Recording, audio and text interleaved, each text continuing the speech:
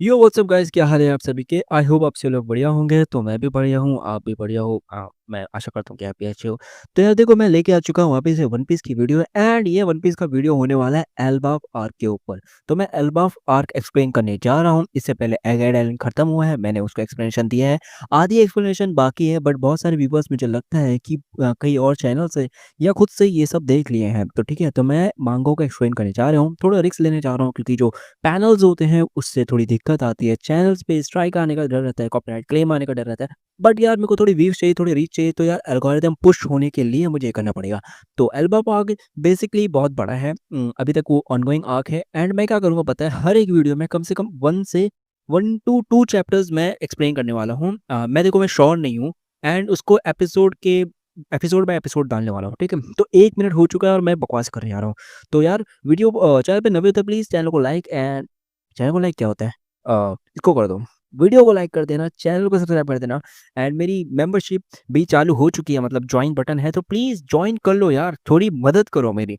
या without any further do let's start the video. तो straw hat pirates Egghead से निकलने के बाद जॉइंट वॉरियर पायरेट्स लिलिथ और ज्वेलरी बाउनी के साथ पार्टी करते हैं, क्योंकि लूफी को लिलिथ ने बता दिया था कि चाहे वेगापंग मर चुका है लेकिन उसकी कॉन्शियसनेस अभी भी जिंदा है। यानी लूफी ने जो वेगापंग से वादा किया था वो उसने पार्शली पूरा कर दिया है। वहीं डोरी और बॉगरी बताते हैं कि वो लिटिल गार्डन छोड़कर वापस एल्बाफ जा रहे हैं ताकि वो अपने नए वेपन्स ला सकें और अपनी एपिक ड्यूल वापस से शुरू कर सकें। दूसरी तरफ बोनी और बार्थोलोमियो एक साथ होराइजन को देखकर एक इमोशनल मोमेंट शेयर करते हैं।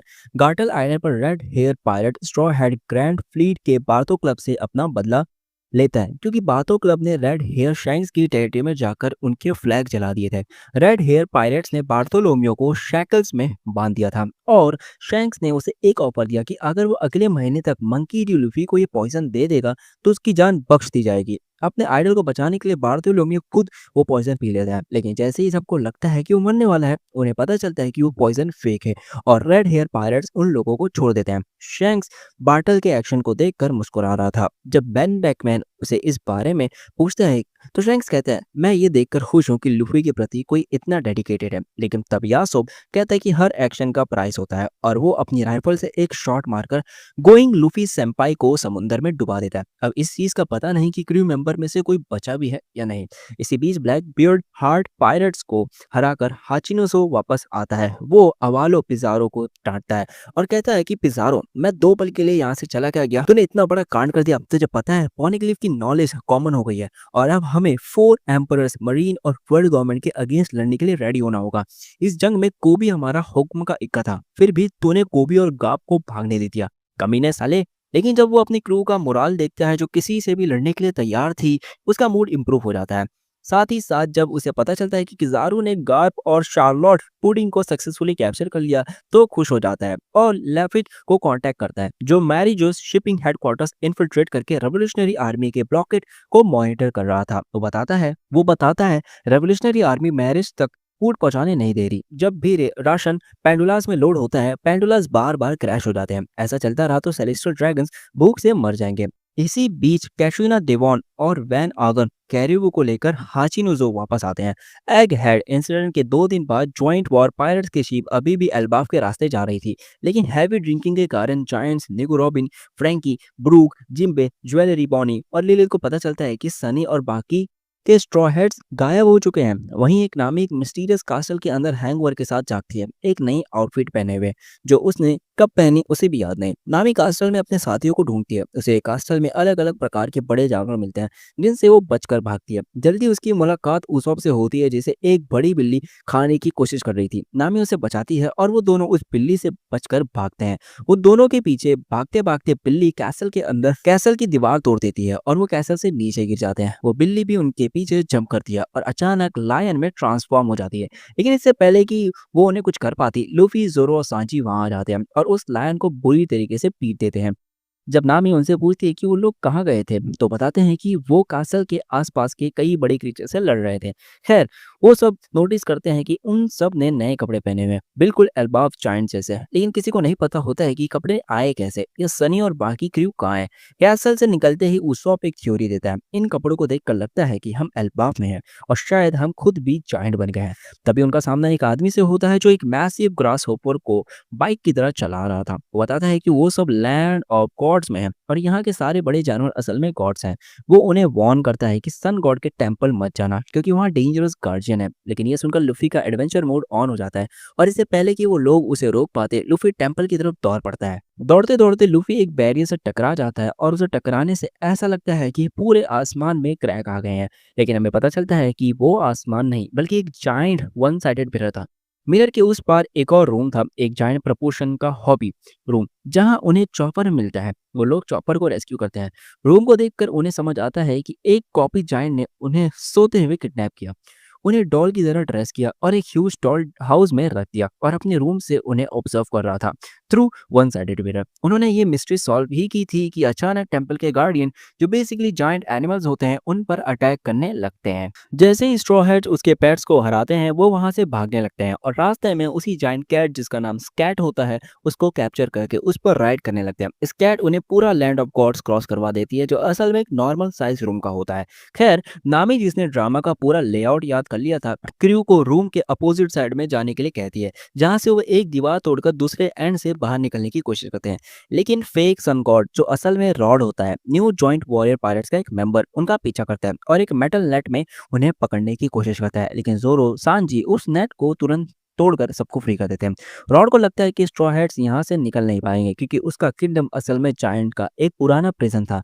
लेकिन उसके लाइफ डॉल, जो उसके दूसरे कैप्टिव्स थे, उसे बता देते हैं कि स्ट्रॉ हैट्स ने ड्रामा को काफी डैमेज कर दिया है और किसी ने ईयर गॉड, उसके जंगली रैबिट को मार दिया है। मे बी लूफी, जोरो और सांजी ने जब वो नामी को ढूंढ रहे थे। खैर, हमें पता चलता है कि rod straw hat grand fleet join करने के अगेंस्ट था। वो नहीं चाहता था कि हजरुद्दीन और बाकी जायंट्स ग्रैंड फ्लीट को ज्वाइन करें और लूफी के फॉलोअर्स बने। तो जब उसका जायंट सर्वेंट मैजोनीर स्लीपिंग मिड जोन से थाउजेंड सनी को लेकर आता है, जिसमें स्ट्रॉ हैट्स होते हैं, उसके दिमाग में एक प्लान आता है, क्यों ना मैं इन्हें लाइव डॉल बनाकर अपना गुलाम बना लो। वो अपने इस किंगडम ड्रामा प्लान पर हंस रहा होता है कि तभी नामी कहती है, मुझे इसकी हंसी बिल्कुल नहीं अच्छी लग रही, और वो जियोस की हेल्प से रॉड पर एक जबरदस्त लाइटनिंग ब्लास्ट अटैक करती है। वहीं लूफी गमो गमो नो कुंग गन से दीवार को तोड़ देता है, जिससे वो लोग फाइनली उस प्रिजन से भाग जाते हैं। समुंदर में बाकी बचे स्ट्रॉ हैट्स लूफी के ग्रुप को हर जगह ढूंढ चुके थे और वो फाइनली अपने सर्च को खत्म करते हैं क्योंकि उन्हें यकीन था कि उनके दोस्त जिंदा हैं और वो एल्बाफ में ही मिल जाएंगे। इसलिए वो अपनी नेक्स्ट डेस्टिनेशन एल्बाफ की तरफ बढ़ने का फैसला करते हैं, जिस पर जायंट्स भी खुशी खुशी एग्री करते हैं। थोड़ी देर बाद एक न्यूज़पेपर आता है जिसमें लिखा होता है कि डॉरी और ब्रॉगी की बाउंड्री 100 मिलियन से बढ़कर 1.8 बिलियन बैरिस हो गई है, जो कि बहुत ही बड़ा इंक्रीमेंट था। लेकिन रॉबिन का कहना था कि इसमें एक सेंचुरी का इन्फ्लेशन भी शामिल है।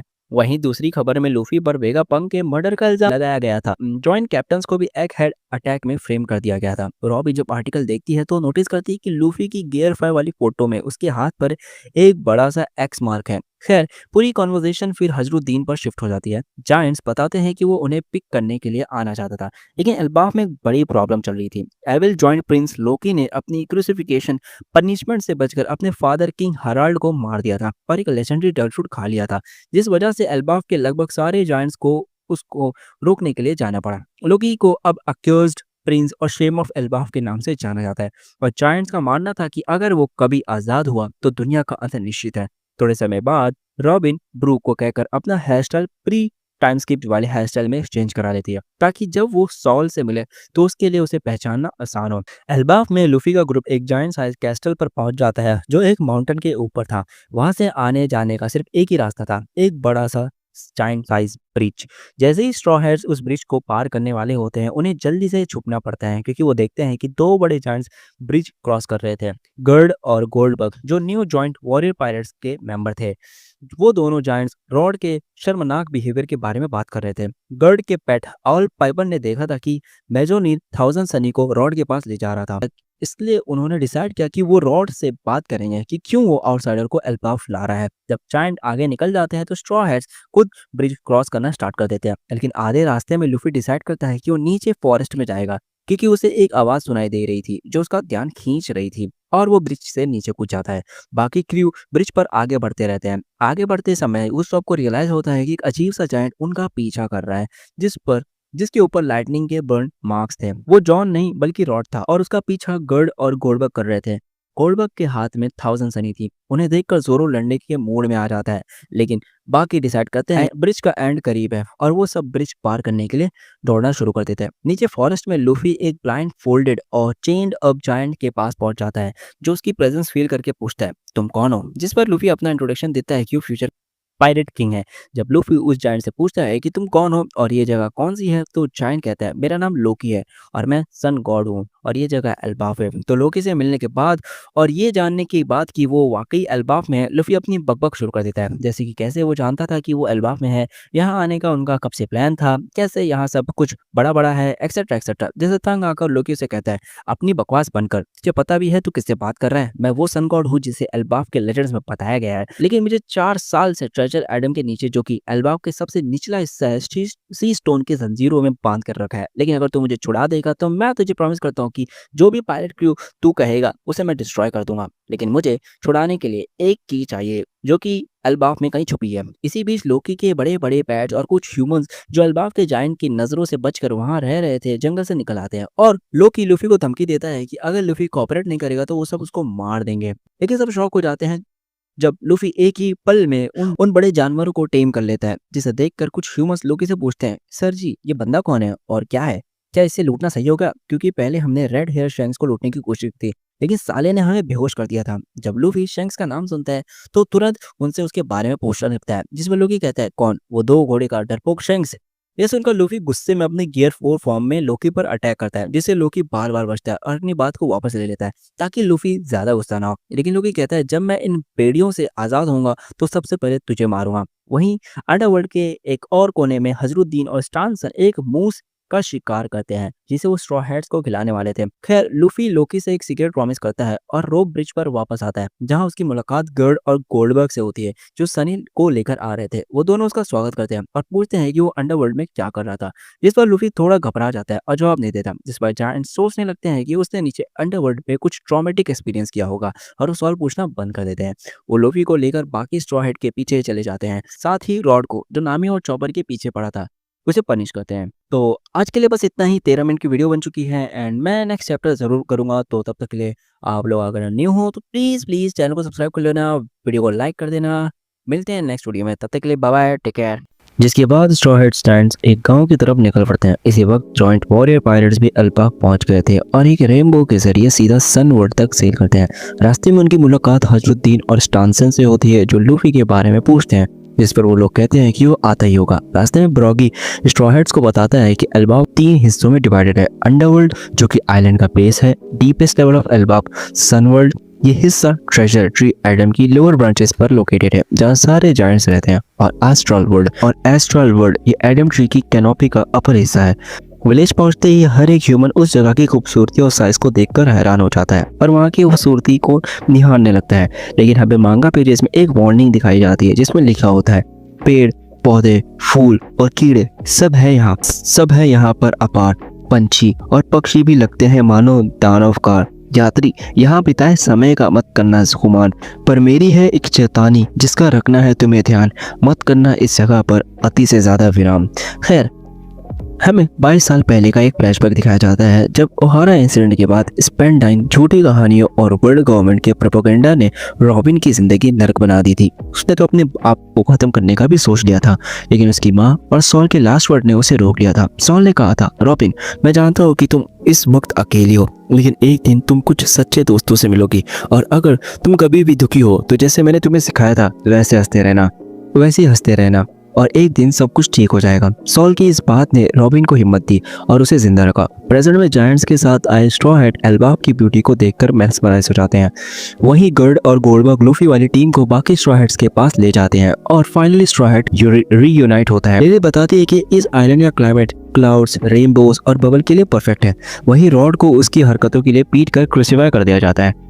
हजरुद्दीन लूफी को अपने क्रू से मिलाता है और वो डिस्कस करते हैं कि कैसे लूफी के बिग मॉम को हराने की खबर उन तक पहुंच गई थी और हमें पता चलता है कि गर्ड बिग मॉम की दोस्त थी। खैर हजरुद्दीन स्ट्रॉ हैट्स को एक ग्रैंड फीस्ट पर बुलाता है, लेकिन रॉबिन कहती है कि वो पहले सॉल से मिलना चाहती है, तो पूरा क्रू उसके साथ चलने के लिए तैयार हो जाता है और गर्ड उन्हें अपने सवार पर वॉरियर स्प्रिंग ले जाती है जो आउल लाइब्रेरी के पास था जहाँ सॉल हिस्ट्री पढ़ाता था।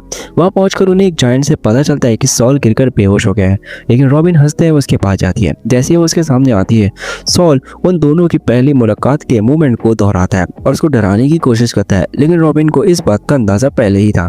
वो दोनों निको, ओलिविया, वेगापंक के ब्रॉडकास्ट और ओहारा इंसिडेंट के बारे में बात करते हैं।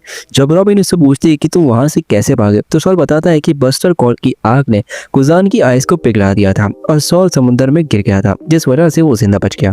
जब सॉल रॉबिन के खिलाफ चलाई गई झूठी अफवाहों पर गुस्सा दिखाता है तो रॉबिन उसे कहती है कि वो और बुरी चीजें नहीं सुनना चाहती, वो बस ये चाहती है कि सॉल उसे जिंदा रहने के लिए शाबाशी दे, जिसे सुनकर सॉल उसे गले लगा लेता है। ये मूवमेंट रॉबिन को उसके पुराने दर्द भरे दिन याद दिला देता है और वो रोने लगती है। वो कहती है कि उसने सॉल को बहुत मिस किया। सॉल भी रोकर बोलता है कि उसने भी उसे बहुत मिस किया। ये देखकर स्ट्रॉ हैट्स भी रोने लगते हैं और लूफी खुशी से मुस्कुराता है। लूफी सॉल का शुक्रिया अदा करता है कि उसने रॉबिन के लिए इतना कुछ किया और सॉल को समझ आ जाता है कि स्ट्रॉ हैट्स ही वही दोस्त है जिनकी उसने रॉबिन के लिए दुआ की थी। सॉल उनका भी शुक्रिया अदा करता है रॉबिन को प्रोटेक्ट करने के लिए और वो इम्प्रेस था कि Luffy one of the 4 emperors है। तभी लिलिथ सॉल को अपना इंट्रोडक्शन देती है कि वो वेगापंक है और ये भी बताती है कि वो एगहेड से असली वेगापंक का क्लोन अपने साथ लाई है, जिसे सुनकर सब शॉक हो जाते हैं।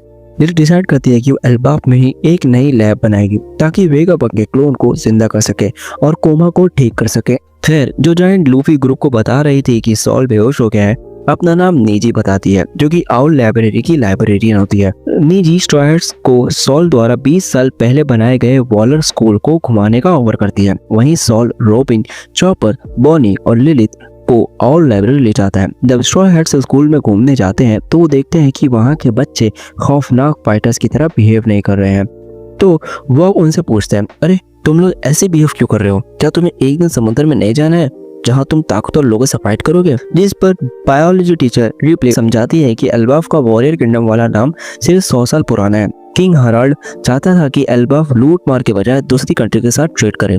नीचे बताती है कि हराल्ड का सपना था एल्बाफ को रिफॉर्म करना, लेकिन इससे पहले कि हराल्ड अपना सपना पूरा कर पाता, लोकी ने उसे मार दिया और अब ये देश बिना किसी रूलर के है। इसी बीच सॉल, रॉबिन और दूसरे लोगों को आउल लाइब्रेरी दिखाता है। यहाँ हर किताब को पढ़ा किया जा सकता था और ये वही किताबें थी जो ओहारा के तबाह होने के बाद जायंट्स ने कलेक्ट की थी।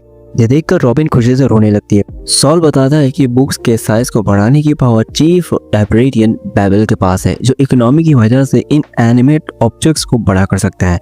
दूसरी तरफ अंडरवर्ल्ड में लोकी एक रहस्यमय इंसान मोसा के साथ टंडन मुशी पर बात कर रहा था। दोनों एक ट्रेजिक इंसिडेंट के बारे में बात करते हैं जो मोसा से जुड़ा था।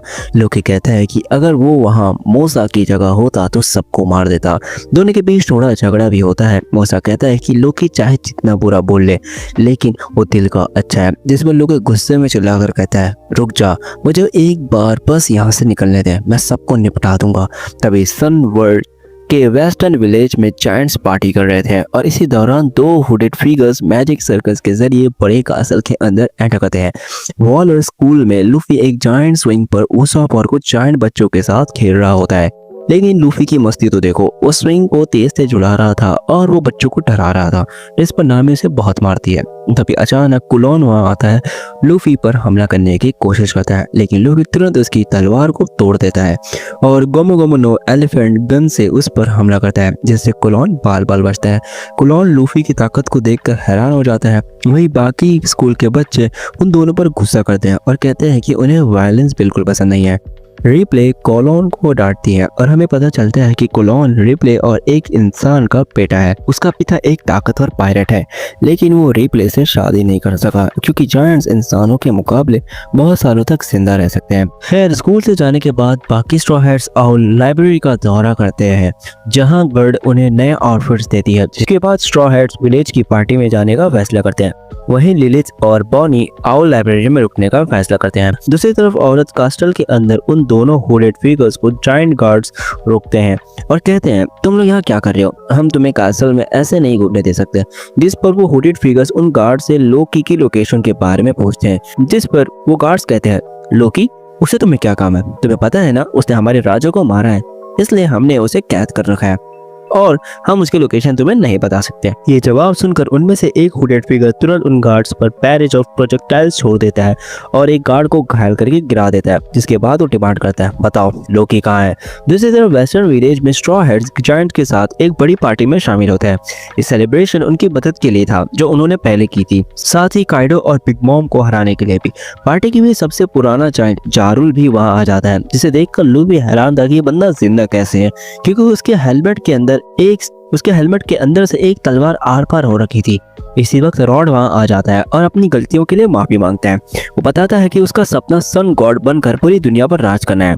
ये बात सुनकर जायंट्स के बीच बहस शुरू हो जाती है। कुछ कहते हैं कि सन गॉड का असली मकसद राज करना नहीं बल्कि लोगों को आजाद करना है। स्ट्रॉ हैट्स सन गॉड को लेकर कंफ्यूज हो जाते हैं कि वो कौन है, जिस पर जारुल उन्हें बताता है एल्बाफ की एक पुरानी रिलीजियस किताब है, हार्ली उसके अलग अलग इंटरप्रिटेशंस हैं जो कि कोई भी उसे सही से ट्रांसलेट नहीं कर पाया है। जो बात सबको पता है वो ये है कि दुनिया 2 बार पहले बर्बाद हो चुकी है और निका इन दोनों इंसिडेंट से क्लोजली जुड़ा था, पर उसका असली रोल अभी तक एक राज है। जारुल का कहना था कि हराल्ड और लोकी के आइडियोलॉजीज भी इस बात पर बेस्ड थी कि उन्होंने सन गॉड को कैसे समझा। जायंट्स बताते हैं कि लोकी के पैदा होने से लेकर आज तक एल्बाफ को सिर्फ डिस्ट्रक्शन और मिसफॉर्चून का सामना करना पड़ा है। लोकी के जन्म लेने से पहले एक प्रोफेसी की गई थी जिसमें बताया गया था कि किंग हराल्ड की मौत उसके बेटे के हाथ होगी। लोकी के जन्म के बाद हॉर्स ऑफ पार्शियम अशूरा अचानक मर गया। लिलिन ने वॉर हीरो जोरुल को मार दिया और 1 साल बाद क्वीन भी मर गई। जब जारुल और कुछ जायंट्स ने लोकी को रोकने की कोशिश की तो जारुल के सर में तलवार घुस गई। लोकी का आतंक सिर्फ 6 साल पहले ही खत्म हुआ जब शैंक्स ने उसे फाइनली हराया था। ये सब सुनकर लूफी डिसाइड करता है कि वो लोकी को आजाद करेगा और वो सीक्रेट प्रॉमिस जो लूफी और लोकी ने किया था उसमें उन दोनों ने एक डील करी थी कि लोकी उसे शैंक्स की लोकेशन बताएगा, बदले में लूफी उसे आजाद करेगा। इसके बाद लूफी, ज़ोरो, नामी और रॉड कास्टल की तरफ निकल पड़ते हैं जहां उन्हें लोकी के चेन की की मिल सकती थी। लूफी की टीम ऑरेट कास्टल में एंटर होती है और तुरंत नोटिस कर लेते हैं कि बाहर का एरिया रिसेंटली डैमेज हुआ है। कास्टल के अंदर जाते हुए रॉड बताता है कि लोकी ने अपने पिता और 100 वॉरियर्स को एक खूनी बैटल में मार दिया था, सिर्फ जारुल ही बचा था। फिर उन्हें हाराल्ड का पोर्ट्रेट मिलता है। रॉड कहता है कि हाराल्ड को एल्बाफ का ग्रेटेस्ट किंग माना जाता था।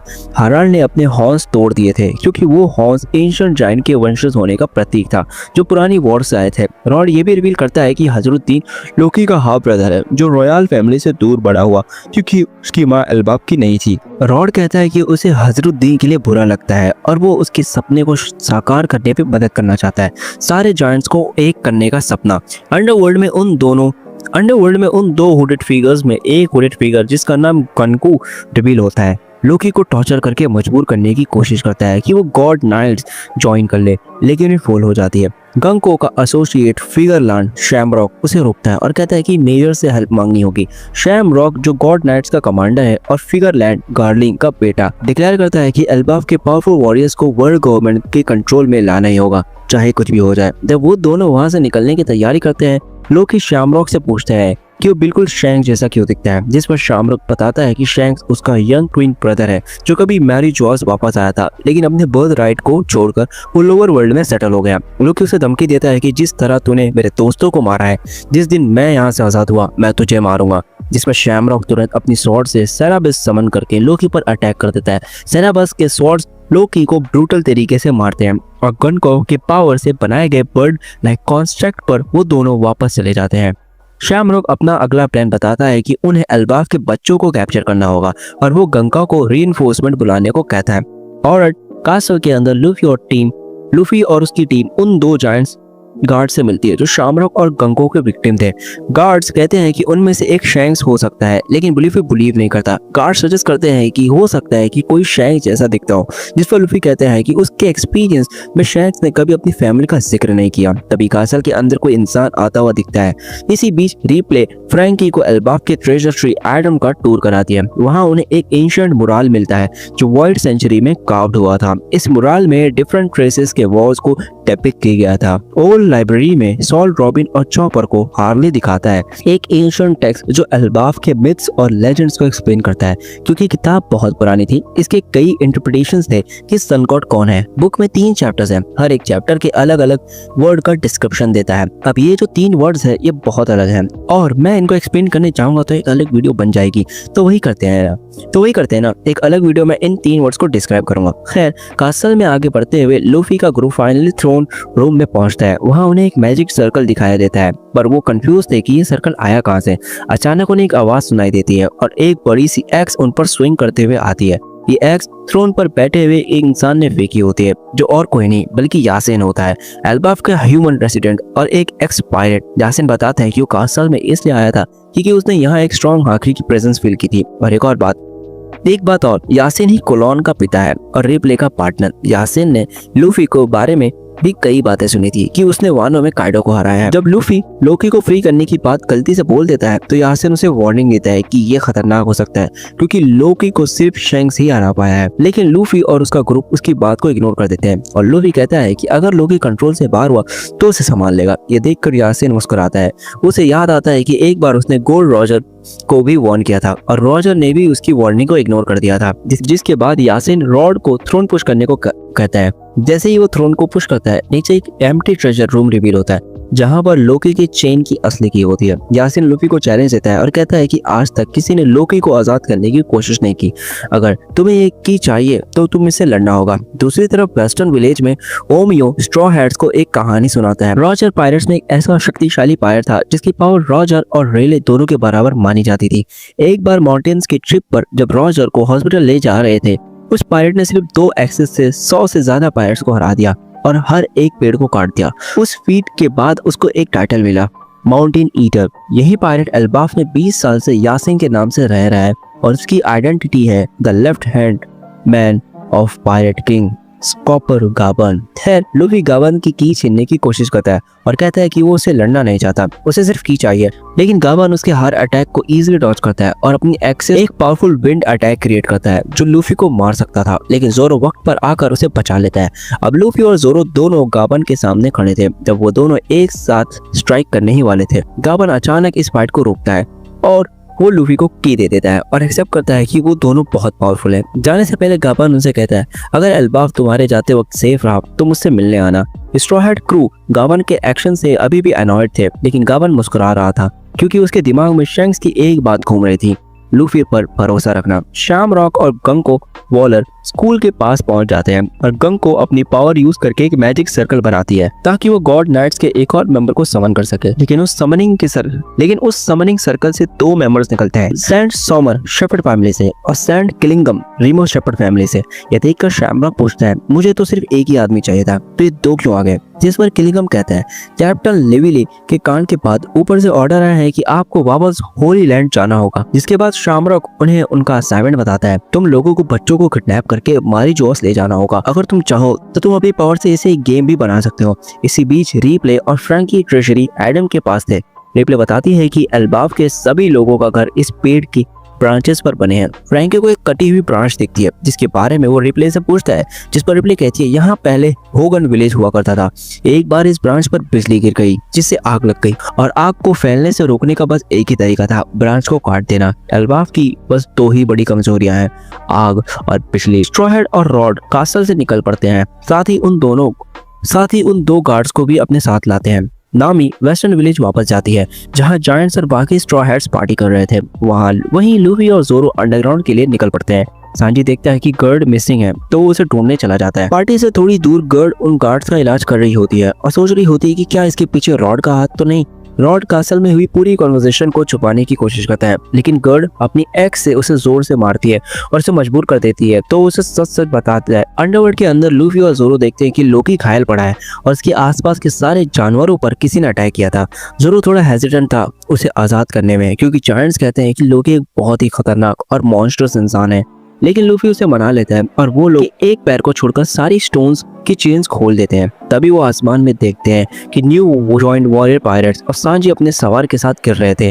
रॉड ने उन्हें बता दिया था कि लूफी और जोरो क्या करने जा रहे हैं। लूफी सबको गिरने से बचा लेता है, लेकिन लेकिन ऊपर से गिरने का इम्पैक्ट इतना ज्यादा था कि सब लोग जख्मी हो जाते हैं। जब वो होश में आते हैं तो हजरुद्दीन लूफी को रोकता है और बोलता है कि लोकी को आजाद मत करो, वो वायलेंट और कनिंग है, वो अपने फायदे के लिए कोई भी झूठ बोल सकता है। लेकिन जोरो कहता है कि उसके लिए थोड़ी देर हो चुकी है और वो सब देखते हैं कि लोकी होश में आ चुका है और वो धीरे धीरे उठकर अपने बड़े से हैमर को उठा लेता है। दूसरी तरफ वॉलर स्कूल में सभी बच्चों पर एक बड़ा सा स्नेक मॉन्स्टर यॉर्मुंगार्डर अटैक कर देता है। लेकिन इससे पहले कि यॉर्मुंगार्डर बच्चों को चोट पहुंचाता, सॉल और प्रिंसिपल किबा जो पहले जॉइंट वॉरियर पायरेट्स का मेंबर था, वहां आकर यॉर्मुंगार्डर को हरा देते हैं। जब वो स्कूल के अंदर जाते हैं तो वो देखते हैं कि जिम टीचर वॉल्फ खून से लथपथ होता है और बहुत ही बुरी तरीके से इंजर्ड होता है। वॉल्फ बताता है कि बच्चे नींद में चल रहे थे और उन्हें जगाया नहीं जा सकता था। वो सॉल को वार्निंग देता है कि बच्चों को हाथ मत लगाना। उसके बाद आज के लिए बस इतना ही। आई होप आप सभी को वीडियो पसंद आएगी। वीडियो 20 मिनट की बन चुकी है। पिछले वीडियो में सपोर्ट नहीं है, सपोर्ट करो और मिलते हैं नेक्स्ट वीडियो में। Bye bye. धीरे धीरे कर और भी ज्यादा बच्चे सोने लगते हैं। साथ ही सॉल और कीबा देखते हैं कि बाहर और भी ज्यादा जागी मॉन्स्टर्स दिखने लगते हैं। इसी बीच अंडरवर्ल्ड में लोकी सबको धमकी देता है, अगर तुम लोगों ने मेरे पैर की आखिरी चेन नहीं खोली तो मैं अल्बाह पर तबाही ले आऊंगा। जब सब लोग इस चीज के लिए मना कर देते हैं तो लोकी अपना हैमर उठाता है और उसे ट्रेजर ट्री एडम पर दे मारता है, जिससे आसमान में बिजली कड़क उठती है और सन वर्ल्ड के ऊपर आग फैलने लगती है। वॉलर स्कूल में निजी सॉल और कीबा को बताती है कि उसे एग्जैक्टली पता है कि वॉलर स्कूल के पास इतने बड़े बड़े मॉन्स्टर्स कैसे आ रहे हैं। क्लास का एक सेशन में उसने स्टूडेंट्स को बोला था कि वो अपने सबसे बड़े डर की ड्राइंग बनाएं और बच्चों ने जिस चीज से उन्हें डर लगता था उसकी तस्वीरें बना दी। एज ए टर्न आउट बच्चों की इमेजिनेशन से पैदा हुए क्रिएचर्स अब असल जिंदगी में तबाही मचा रहे हैं। ये काम गॉड नाइट्स का होता है। सोमोनस गोंको से पूछता है, तुम्हारा सबसे बड़ा डर क्या है? जिस पर गोंको सीधा जवाब देती है, सन गॉड। इसी बीच वॉलर स्कूल के स्टूडेंट्स नींद में चलकर स्कूल से बाहर निकल रहे थे। सॉल, रॉबिन और चॉपर उनके पीछे जाते हैं पर वॉल्फ उन्हें वार्निंग देता है कि बच्चों को हाथ मत लगाना। सॉल को ये चीज समझ नहीं आती और जैसे वो एक बच्ची जलवा को हिलाने की कोशिश करता है, एक अदृश्य कांतों की बेल उसके हाथ को चीर देती है। दूसरी तरफ नीजी वेस्टर्न विलेज के जायंट्स को मैसेज भेजती है कि बच्चे ब्रांच रूट 8 की तरफ जा रहे हैं, वहां जहां एक वाइल्ड फायर शुरू हो गई है। ये मैसेज सुनकर फायर फाइटर्स अपने सवार पर वहां पहुंचने की कोशिश करते हैं, लेकिन एक स्केलेटन मॉन्स्टर उन्हें उड़ा देता है। वहीं गॉड नाइट्स अपनी पावर का राज खोलते हैं। समोनस रिवील करता है कि उसने एबाई बोनोमी टेलफुड खाया है, जिससे वो थॉर्न्स जनरेट कर सकता है, वही थॉर्न जिससे सॉल घायल हुआ है। और ये थॉर्न्स डायरेक्टली प्रोपोर्शनल है कि एक सब्जेक्ट दूसरे सब्जेक्ट को कितना प्यार करता है। मतलब सॉल को सिर्फ हाथ पर चोट आई है क्योंकि वो उस बच्चे की केयर करता है, लेकिन अगर उसके पेरेंट्स उसे टच करेंगे तो थॉर्न्स उनका काम तमाम कर देंगे। वहीं किलिंगम के पास रियोमी मॉडल क्रीन की ताकत है, जिससे वो बच्चों को सुलाकर उनके नाइटमेयर्स को जिंदा कर सकता है। गंको उन दोनों को वार्निंग देती है कि अगर तुम्हें इन बच्चों को कैप्चर करना है तो पहले तुम्हें स्ट्रॉ हैट पायरेट से लड़ना होगा, जो इस वक्त एल्बाफ पर है। अंडरवर्ल्ड में लोकी मॉन्स्टर ट्रायो और न्यू जॉइंट वायर पायरेट्स को धमका देता है, अगर तुम्हें सरेंडर नहीं किया तो मैं सन वर्ल्ड के लोगों को मार दूंगा। लोकी को रोकने के लिए लूफी उसे एक जोरदार पंच मारता है, उसके जख्मों को और चोट पहुंचाए बिना, क्योंकि लोकी पहले से ही घायल था। वो एक पंच में ही बेहोश हो जाता है। जिसके बाद लूफी जायंट से रिक्वेस्ट करता है कि वो लोकी को हील करें, जिस पर गर्ड एग्री करती है। लूफी नोटिस करता है कि लोकी के हॉर्न्स असली हैं, बिल्कुल उसके पिता जैसे, जो पुराने एंशिएंट जायंट होने की निशानी होते हैं। उन हॉर्न्स को देखकर हजरुद्दीन को अपना बचपन याद आ जाता है, जब लोकी ने उसे और उसकी माँ को इंसल्ट किया था। गुस्से में आकर हजरुद्दीन कहता है, मैं लोकी को माफ नहीं कर सकता, इसने मेरी माँ की बेइज्जती की थी और मेरे पिता को भी मार दिया था, मैं इसको खत्म कर दूंगा। जिस पर लोकी कहता है, ये रोना धोना बंद कर, तुझे मुझे मारना है तो मार, तू भी बाकी की तरह यही मानता है ना कि मैंने हमारे पिता को बस बिना वजह मारा। इसी बीच फ्रैंकी और रिप्ले अपना टूर कंटिन्यू करते हैं, जब उन्हें एक पुरानी फैसिलिटी मिलती है जिसे पहले ही लिलिथ और बॉनी ढूंढ चुके थे। लिली एस्टिमेट लगाती है कि ये जगह 3000 साल पुरानी है और कहती है कि वो इसे अपना नया बेस बनाएगी। फ्रैंकी उस बेस का टूर करना चाहता था, लेकिन इससे पहले कुछ कर पाता उन पर एक क्लाउड मॉन्स्टर हमला कर देता है। वेस्टर्न विलेज में कास्टल के दोनों गार्ड्स सबको इन्फॉर्म कर देते हैं 2 ह्यूमन इंट्रूडर्स एल्बाफ आए हैं, जिनमें से एक की शक्ल हूबहू शैंग जैसी दिखती है। विलेज के लोगों को शक हो जाता है कि बच्चों की किडनैपिंग के पीछे इनका हाथ हो सकता है। स्ट्रॉ हैट तुरंत डिसाइड करते हैं कि वो बच्चों को बचाने जाएंगे, तो वो लोग क्लोन के सवार पर चढ़ जाते हैं, जो खुद उन बच्चों की मदद करने के लिए वहां जा रहा था। इसी बीच सॉल उन बच्चों को बचाने का एक बार फिर ट्राई करता है। वो शील्ड से उन बच्चों को रोकने की कोशिश करता है। उसे वो रुक तो जाते हैं, लेकिन वो थॉर्न्स उन बच्चों को चुभने लगते हैं। बहुत स्ट्रगल के बाद वो फाइनली भाजन को सेफली निकाल लेता है, लेकिन सॉल को उसको छोड़ना पड़ता है क्योंकि एक और मॉन्स्टर उन पर हमला करने आ जाता है। वेस्टर्न विलेज के जॉइंट्स भी मिलकर मॉन्स्टर से लड़ रहे पर वो उनका सामना नहीं कर पा रहे थे, लेकिन तभी जॉइंट वॉरियर पायरेट्स स्कूप पर गाबन के साथ वहां आ जाते हैं और मिलकर उन मॉन्स्टर्स को मार गिराते हैं। इसी बीच अंडरवर्ल्ड में एक बड़ा सा ग्रोगीरासॉरस जायंट्स पर हमला कर रहा था, लेकिन गोल्डबर्ग अपनी शील्डनेस से उसके बाइट को ब्लॉक करता है, जिससे जोरो और सांजी को उसे खत्म करने का मौका मिल जाता है। जब वो सब वापस लोकी के पास आते हैं तो गोल्डबर्ग बताता है कि उसकी शील्डनेस एक दिन जिंदा हो गई थी, एक होमी के रूप में, जब उसके पिता बिग मॉम को मारने गए थे। लोकी अपने इलाज के दौरान रिवील करता है कि उसको घायल करने के पीछे गॉड नाइट्स का हाथ है। जब सब लोग साथ बैठकर खाना खा रहे थे, लोकी लूफी से बात करता है। लूफी कहता है कि मैं शैंक से मिलना चाहता हूँ। लोकी बताता है कि वो खुद एक पायरेट को एडमायर करता था, रॉक्स डी ज़ेबेक, लेकिन तब वो इतना छोटा था कि वो उसके क्रू को ज्वाइन नहीं कर पाया। ऊपर सरफेस पर जॉइंट वॉरियर पायरेट्स और गाबन ने सब मॉन्स्टर्स को खत्म कर दिया था, लेकिन फायर फाइटर्स आग बुझाने में अभी भी स्ट्रगल कर रहे थे और बच्चे सीधा उस जगह की तरफ जा रहे थे जहां आग लगी हुई थी। जब सब कुछ होपलेस लग रहा था तो जिनबे अपना कमाल दिखाता है और अपनी टेक्निक का यूज करके सी क्लाउड से पूरी आग बुझा देता है और बच्चों की जान बचा लेता है, पर बच्चे अभी भी नींद में चढ़ रहे थे। तब कोलोन और स्ट्रॉ हैट्स बच्चों को आग से बचाने के लिए सेलिब्रेट कर रहे थे, तभी अचानक उनके सामने गंको आ जाती है। उसका वहां आने का एक ही मकसद था, कोलोन को पकड़ना। वो खुद कन्फेस करती है कि बच्चों की किडनैपिंग के पीछे उन लोगों का हाथ है। उसका प्लान है कि सब बच्चों को लेकर मैरी जोस जाना और वो अपने आप को गॉड कहकर इंट्रोड्यूस करती है। यह सुनकर ब्रुक तुरंत समझ आता है कि ये लड़की वर्ल्ड नोबल से भी अपर रैंक करती है। इसका मतलब है कि ये गॉड नाइट्स के मेंबर है। स्ट्रॉ हैट्स बिना देरी किए गंको पर अटैक करना शुरू कर देते हैं, लेकिन उनका कोई भी अटैक गंको पर काम नहीं करता। एक पल के लिए ऊसॉप का एक शॉट गंको की बॉडी को उड़ा देता है, लेकिन 5 एल्डर्स की तरह भी उसकी बॉडी रीजनरेट हो जाती है। फाइट के दौरान गंको कहती है कि ये दुनिया एक ग्रेट वॉर की तरफ बढ़ रही है और एल्बाफ का पार्टिसिपेशन ही डिसाइड करेगा कि उस जंग का विजेता कौन होगा। अंत में गंका उनको बुरी तरह से हरा देती है और कोलोन को कैप्चर कर लेती है। वही वॉलर स्कूल में किलिंगम प्रिंसिपल कीबा और निजी को हरा देता है, जिसके बाद वो स्कूल के ट्रांसमिशन सिस्टम को हैक करके एक अनाउंसमेंट करता है। इसी बीच सोमर्स भी अपनी टॉन एबिलिटी से सॉल को हरा देता है, लेकिन उसको ये पता नहीं होता है कि रॉबिन और चॉपर सॉल के बालों के अंदर छुपे हुए थे। सॉल को हराने के बाद सोमर्स फ्रस्ट्रेशन में किंग हराल्ड को गाली देता है। एक दौर था जब लोग जॉइंट वॉरियर से डरते थे, लेकिन किंग हराल्ड के करतूतों की वजह से एल्बाफ का आज ये हाल है कि एक भी जॉइंट वॉरियर नहीं बचा है जो हमें रोक सके। खैर, रॉबिन को सॉल के साथ भी कॉन्वर्सेशन याद आती है, जिसमें सॉल ने कहा था, रॉबिन, चॉपर, तुम मेरे बालों के अंदर छुप जाओ और चाहे कुछ भी हो बाहर मत निकलना।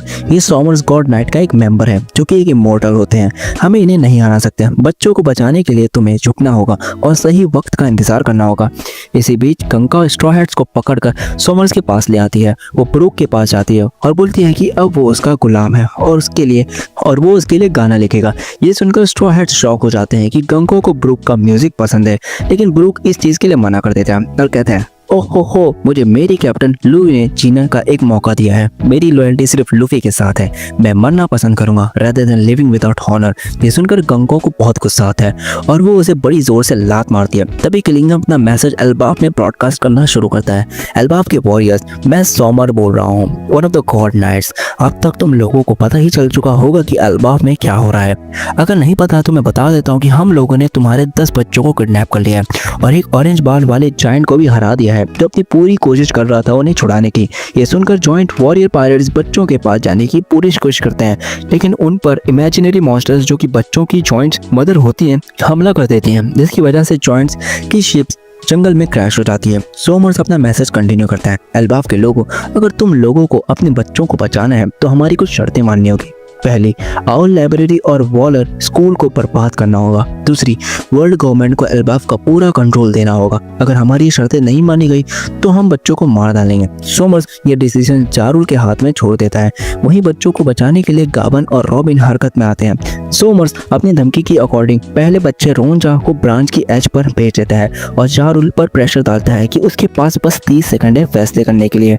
ये देखकर रॉबिन अपने इमोशंस पर कंट्रोल नहीं कर पाती और चॉपर से कहती है कि वो खुद सोमर का सामना करेगी, जिस पर चॉपर कहता है कि ये खतरनाक हो सकता है क्योंकि उन्हें सॉमर्स की पावर के बारे में कुछ भी नहीं पता। दूसरी तरफ ब्रॉडकास्ट को सुनकर फ्रैंकी, रिप्ले और जॉइंट वॉरियर्स भी तैयार हो जाते हैं बच्चों को बचाने के लिए। जब सॉमर्स अपनी अनाउंसमेंट कर रहा होता है तभी रॉबिन अपने मूव क्लॉसपीडिया से उस पर हमला कर देती है और क्लच से उसका शरीर तोड़ देती है, लेकिन सॉमर्स पर कोई असर नहीं होता। तब रॉबिन एक रिस्की मूव लेती है, वो सॉमर्स को पकड़कर अंडरवर्ल्ड में कूद जाती है, जिसके जवाब में सॉमर्स अपने थ्रोन से रॉबिन को पियर्स कर देता है। लेकिन ये रॉबिन की चाल थी, जिस रॉबिन को सॉमर्स ने मारा था वो असल में उसकी क्लोन होती है। सॉमर्स अपनी जान बचाने के लिए अपनी कांटों से बनाई एक बेल से लटक जाता है और जारुल से पूछता है, तो जारुल तुम्हारा क्या फैसला है? मैं 3 तक गिनती गिनूंगा, जिसके बाद एक बच्चे को गिरा दूंगा। गंग को जारुल को बच्चे की आवाज सुनाओ। गंग को जारुल को रोंजा की आवाज सुनाती है। रोंजा जारुल से कहती है, अंकल जारुल मुझे स्कूल बहुत पसंद है, मेरे यहाँ बहुत सारे दोस्त हैं, मुझे लाइब्रेरी भी पसंद है क्योंकि बुक्स हमें दुनिया के बारे में सिखाती हैं। अगर मेरे बचने से स्कूल और लाइब्रेरी तबाह हो जाएंगे तो जायंट्स को बहुत बुरा फील होगा, तो मेरा गिर जाना ही ठीक होगा। काउंटडाउन में सिर्फ 1 सेकंड बाकी था जब जारुल कहता है, स्कूल और लाइब्रेरी चला दो, हम अपने बच्चों की कुर्बानी नहीं दे सकते। सॉमर्स अपनी बेलों की मदद से वापस सरफेस पर आता है और रॉबिन को अपनी बेलों से जकड़ लेता है, लेकिन इससे पहले कि वो रॉबिन पर वार कर पाता गाबान उसका हाथ काट देता है। एंड शॉकिंग बात यह थी कि उसका हाथ रीजनरेट नहीं हो रहा था। गाबान बिना किसी देरी के दूसरा हमला करता है और सॉमर्स को अपनी पूरी ताकत लगानी पड़ती है उस हमले को रोकने के लिए। नामी बाकी स्ट्रॉ हैट्स को बताती है कि गाबान कोलॉन का पिता है और कभी रॉजा पायरेट्स का सदस्य था। एक लंबी लड़ाई के बाद गाबान सॉमर्स को 2 हिस्सों में काट देता है और तुरंत बच्चों को बचाने के लिए निकल पड़ता है। चॉपर भी उसके पीछे चला जाता है क्योंकि उसे ये जानना था कि गाबान ने सॉमर को कैसे हराया है, क्योंकि सॉमर्स तो इमोर्टल था। जब स्कूल और लाइब्रेरी चलने लगती है तो गंग और रोंजा को वापस बुला लेती है। उसी वक्त गाबान बच्चों तक पहुंच जाता है, लेकिन बच्चों की मस्ती तो देखो। जैसे वो कुरान गाबान को देखते हैं वो चिल्लाने लगते हैं, मेरे डैडी आ गए और वो तुम सबको हरा देंगे। तो बस फिर क्या, गंग को कुलोन को हॉस्टेज बनाकर उसे मारने की धमकी देती है। गाबान अपने बच्चों को बचाने के लिए सरेंडर कर देता है और इस बात का फायदा उठाकर गंग को अपने एरो से उसे घायल कर देती है और अंडरवर्ल्ड में गिरा देती है। बच्चे रोते हुए गाबान का नाम पुकारते हैं। तभी गंगो को एक भूली हुई याद महसूस होती है जिसमें वो ब्रुक के साथ थी। गंगो को कुछ तो याद आता है, जिसके बाद वो ब्रुक के पास जाने लगती है, लेकिन तभी ईमू उसके शरीर पर कब्जा कर लेती है। ईमू गॉड नाइट्स को कहती है, यहाँ इतने वक्त क्यों लग रहा है, होली लैंड चल रहा है और हमें वहाँ एडिशनल मिलिट्री फोर्स चाहिए।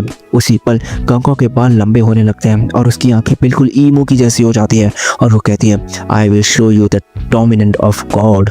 यह जैसे तैसे कर जायंट बच्चों के पास आते हैं, लेकिन जब वो बच्चों को बचाने की कोशिश करते हैं तो उनकी भी सॉमर के इनविजिबल थॉर्न्स पियर्स कर देते हैं। तभी ईमू अपनी सुप्रीम किंग हाकी को अनलेश करती है, जिसकी वजह से ज्यादातर जायंट्स बेहोश हो जाते हैं। अब गंगो, जिसको ईमू ने पोसेस किया हुआ था, बिल्कुल डीमन की तरह लगने लगती है। ईमू एक मैजिक सर्कल बनाती है और एक ही झटके में सारे जायंट्स को उड़ा देती है। साथ ही सॉमर्स पर किलिंगम को ऑर्डर देती है कि वो दोनों बच्चों को पीछा करें। उसी वक्त जॉइंट वॉरियर पायरेट्स ईमू के सामने आ जाते हैं। ब्रूगी ईमू को पकड़ लेता है, जबकि बाकी लोग बच्चों को बचाने चले जाते हैं। ईमू एक किताब को समन करती है और वो उसमें से एक डैगर और पिस्तल निकालती है। वो ब्रोगी के लेफ्ट आर्म को पिस्तल की मदद से अलग कर देती है, जिसके बाद वो डेमोनिक कॉन्ट्रैक्ट की ताकत से जॉइंट वॉरियर पायरेट्स को डीमंस में बदल देती है।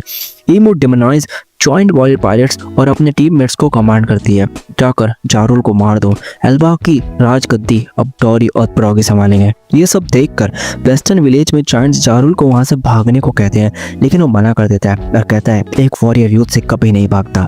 वहीं काशी और बाकी जायंट्स डोरी और ब्रोगी को समझाने की कोशिश करते हैं कि वो जारुल का पीछा ना करें, लेकिन वो डेमोनिक फॉर्म में बोलते हैं जारुल को तो मरना ही होगा, जिसके बाद एल्बाफ पर नए युग का राज होगा, जंग और क्रूरता का युग। थॉर्मन और बाकी जायंट्स भी डेमन में बदल जाते हैं। वहीं बाकी नॉर्मल जायंट्स को अपनी जान बचाने के लिए पीछे हटना पड़ता है, जिसे बीच किलिंगम बच्चों को फिर से सुला देता है और अपने नए हैबिट फॉर्म में उनके नाइटमेयर्स को वापस बुला लेता है और एल्बाफ में तबाही का सिलसिला जारी रहता है। जिसके बाद सोमर्स और किलिंगम ईमू को रिपोर्ट देते हैं कि सब ऑर्डर्स एग्जीक्यूट हो चुके हैं, जिस पर ईमू कहती है यह तबाही तब तक नहीं रुकनी चाहिए जब तक कि एल्बाफ की स्पिरिट टूट ना जाए। अगर हारल्ड ने उस वक्त इतनी बड़ी गलती ना की होती तो अभी तक एल्बाफ मेरे कदमों में होता। दूसरी तरफ चॉपर अंडरवर्ल्ड में गिरते हुए कार्ड पॉइंट यूज करके गाबान को बचाता है। अंडरवर्ल्ड में सबको इनके गिरने का पता चल जाता है, तो हजरुद्दीन, स्टानसेन, लूबी, जोरो और सांची मदद करने के लिए निकल पड़ते हैं। उसी वक्त लोकी दंदन मुशी यूज करने को कहता है, जिसमें लोकी को एक कॉल आती है, जिसमें मोसा लोकी का धन्यवाद करता है। वो कहता है कि पहले मैं तुमसे बात करने से डरता था, लेकिन वक्त के साथ हमारी हमारी बातचीत तो बहुत एंजॉय करने लगा, लेकिन अब मैं शायद तुमसे बात नहीं कर पाऊंगा। जिसे सुनकर लोकी थोड़ा सा दुखी दिखाई देता है। कॉल खत्म होने पर बाकी सब वहां आ जाते हैं और वो गर्ड को गबान का इलाज करने को कहते हैं, जो कि घायल हो चुका था। लूफी को ये सुनकर शौक लगता है कि गबान कभी रोचा पायरेट का हिस्सा था। चॉपर बताता है कि सनबर्ड पर बड़े मॉन्स्टर्स हमला कर रहे हैं और कुछ लोग बच्चों को किडनैप करने की कोशिश कर रहे हैं। तभी सबको इमू की मैसिव सुप्रीम किंग हाकी महसूस होती है, तो वो सब ऊपर जाने के लिए लिफ्ट रेडी करते हैं। वही लोकी कहता है कि तुम लोगों को मेरी जरूरत पड़ने वाली है। गर्ड और चॉपर लोकी और गाबन का ध्यान रखने के लिए वहां रुकने का फैसला करते हैं। गाबन लूफी को हिंट देता है कि कैसे वो अपनी सुप्रीम किंग हाकी का सही से इस्तेमाल कर सकता है, क्योंकि ये गॉड नाइट्स असल में अमर नहीं है। वो जोरो को भी ये रियलाइज करवाता है कि उसके पास भी कॉन्करर हाकी है। गॉड नाइट से लड़ने के लिए लोकी उठ खड़ा होता है। वो कहता है कि वो भी इस लड़ाई में शामिल होगा, लेकिन हजरुद्दीन मना कर देता है और कहता है तुझे तेरे पापों की सजा अभी तक नहीं मिली है और तेरा कोई भरोसा नहीं, क्योंकि तूने हमारे भरोसे हमारे पिता को मार कर तोड़ दिया था और क्या पता तू ऊपर जाते ही वर्ल्ड गवर्नमेंट के साथ मिल जाए।